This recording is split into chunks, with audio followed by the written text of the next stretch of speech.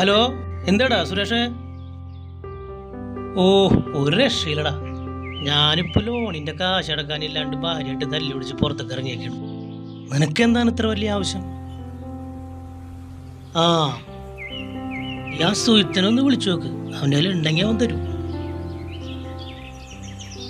സ്വർണ്ണൊന്നുമില്ലടാ, ഭാര്യയുടെ സ്വർണ്ണം കൊടുത്തിട്ടല്ലേ 3 സെന്റ് സ്ഥലം വാങ്ങിയത്.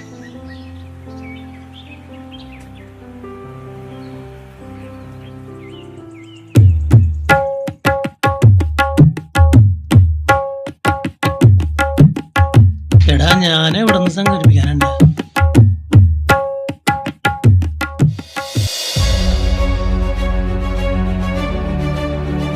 എടാ സുരേഷേ, ഞാനിപ്പോ വിളിക്കാട്ടാ.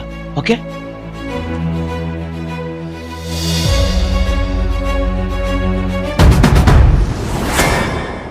ചേട്ടാ, ഈ സന്തോഷ് ചേട്ടന്റെ വീട് എവിടെയാണ്?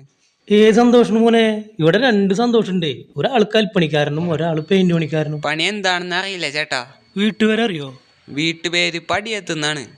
ആ അതെ, നേരെ പോയിട്ട് ഇടത്തെ സൈഡിലെ 7ാമത്തെ വീട്. ആ ഓക്കെ ചേട്ടാ. ഹോ, പണ്ടറായി പേടിച്ചു അല്ല. ഇതിപ്പോ എവിടെ കൊടുക്കും? വലിയ ജ്വല്ലറി കൊടുത്ത പ്രശ്നമാവും, ചെറിയ ജ്വല്ലറി കൊടുക്കാം.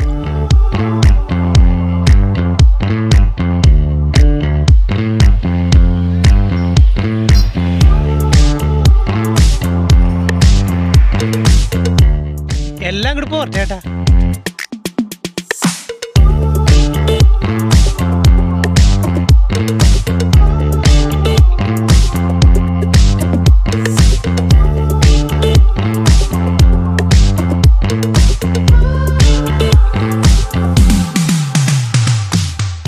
പോയപ്പോ പാലം കണ്ടില്ല ഇവിടെ. ലക്ഷ്മിയെ, എന്റെ അച്ഛൻ കൊണ്ട് വെച്ച പാലാണത്. ഇവളീ വാതിലും തുറന്നിട്ടിട്ട് എവിടൊക്കെ പോയി. എടി ലക്ഷ്മിയെ, നിനക്ക് ഹോട്ടൽ ചിക്കൻ ബിരിയാണിയിലെ സുരഭി ബിരിയാണി കൊണ്ടുവന്നിട്ടുണ്ട്. പണ്ടാരവൻ നാവണുണ്ടല്ലോ, ഹോട്ടലിന്റെ പേര് മാറിയേ. എടി ലക്ഷ്മിയെ, നീ എവിടെ പോയി കിടക്കണ്ടി പുല്ലേ? ഞാൻ പോണ. അയ്യോ,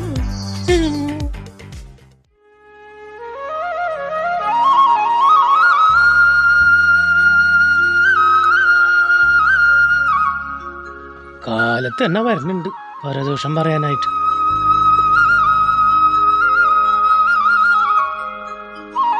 ലക്ഷ്മി, ആ തെക്കേല ശശിയാറിൻ്റെ പേരക്കുട്ടിയുടെ കമ്മല് പോയടി. അതിൻ്റെ അമ്മ മരിച്ചു പോയതിന് ഉപ്പട്ട് മേടിച്ചിട്ട് കൊടുത്ത കമ്മലാണ്. ആണോ ചേച്ചി? ഇപ്പോഴത്തെ കാലത്ത് സ്വർണം കിട്ടി ആരെങ്കിലും കൊടുക്കൂ? പിന്നെ മനസാക്ഷി ഉള്ളവരാണെങ്കിൽ കൊടുക്കും. അതെന്ത് നെലോളിയാണ് അതിന് വേണമെന്നും പറഞ്ഞിട്ട്.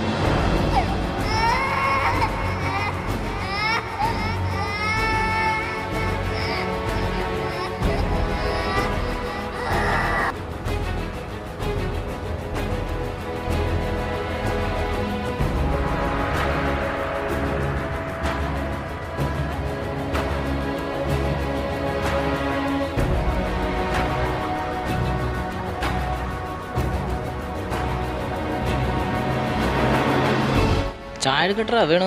ചായ മധുരം കൂട്ടി സ്ട്രോങ്ങിൽ എടുത്തോടാ.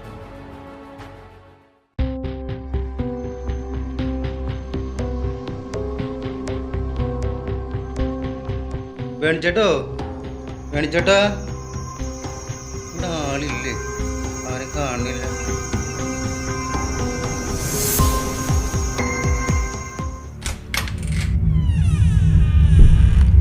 ഹായ്, വേണിച്ചാനോട് ഇരിക്കണ്ടായിരുന്ന? വേണിച്ചേട്ടാ,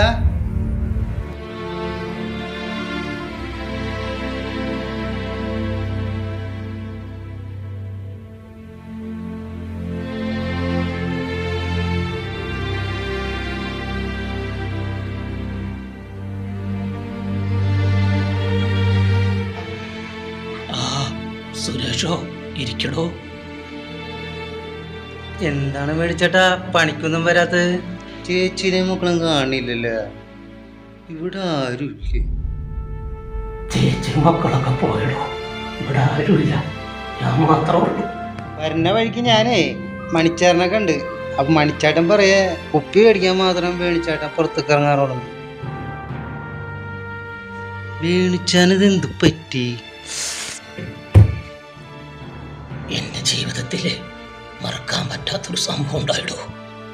ആ സംഭവം എൻ്റെ മനസ്സിനെ വല്ലാതെ തളർത്തിയിടൂ. ഞാനതാരോടും പറഞ്ഞിട്ടില്ല. തന്നോട് ഞാൻ പറയട്ടോ.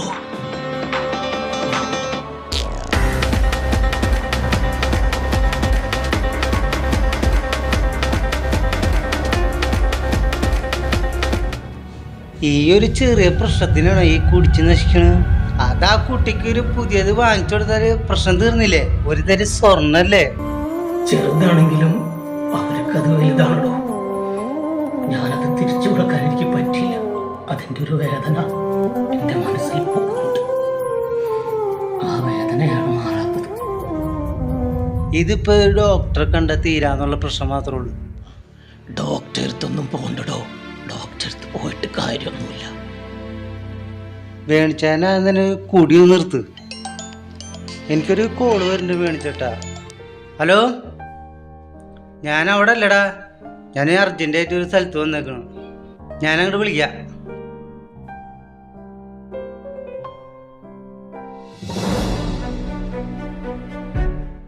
ഹലോ, മുകുന്ദൻ ഡോക്ടറൊന്ന് ബുക്ക് ചെയ്യാനായിട്ടേ. പേര് വേണു, വയസ്സ് 48. ടോക്കൺ നമ്പർ 5 വേണിച്ചേട്ടാ, ഭക്ഷണം വല്ലതും കഴിച്ചാ? ഭക്ഷണമൊന്നും വേണ്ടോ. എന്ത് പറഞ്ഞു കൊണ്ടുപോകും? 2 അടിക്കുന്ന പറഞ്ഞ് കൊണ്ടുപോവാ. വേണിച്ചേട്ടാ, നമുക്കിത് പുറത്തു പോയിട്ട് 2 അടിച്ചിട്ട് വന്നല്ല. അത് കൊള്ളാം.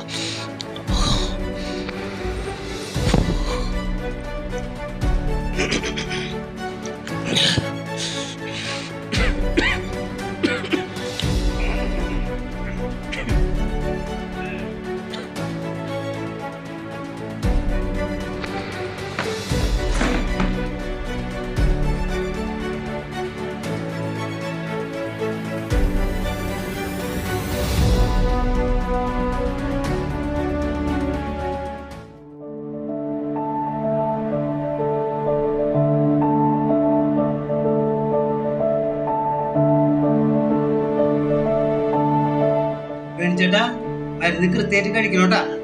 ഒരു ദിവസം പോലും മുടങ്ങാണ്ട് കഴിക്കുന്നത് ഡോക്ടർ പറഞ്ഞിട്ടാ. എന്നാ ഞാൻ പോട്ടെ. അപരന്റെ സ്വത്ത്, അനർഹമായ സ്വത്ത്, തനിക്ക് അവകാശമില്ലാത്തതെന്ന തിരിച്ചറിവിലേക്ക് എത്തുമ്പോഴേക്കും ജീവിതം തന്നെ കൈവിട്ടു പോയിരിക്കും. മനസ്സ് മനസ്സാക്ഷിക്ക് വിധേയപ്പെടേണ്ടത് ഇവിടെയാണ്. സത്യത്തെ അംഗീകരിച്ച് മനസ്സാക്ഷിയെ അനുസരിക്കേണ്ടത് ഈ സന്ദർഭത്തിലാണ്. മനുഷ്യ, നീ ഒരു മാത്രയെങ്കിലും ചിന്തിക്കുക. നീ മനസ്സാക്ഷിയുള്ളവനാകുക. നഷ്ടപ്പെട്ടവന്റെ നൊമ്പരത്തെക്കുറിച്ച്, ആത്മസംഘർഷത്തെക്കുറിച്ച് അറിയുക. അനർഹമായി വന്നു ചേർന്നത് ഉടമയെ തിരിച്ചേൽപ്പിക്കുക. അല്ലെങ്കിൽ ആ കൈകളിൽ എത്തിച്ചേരാൻ ആവശ്യമായ പാതയൊരുക്കുക.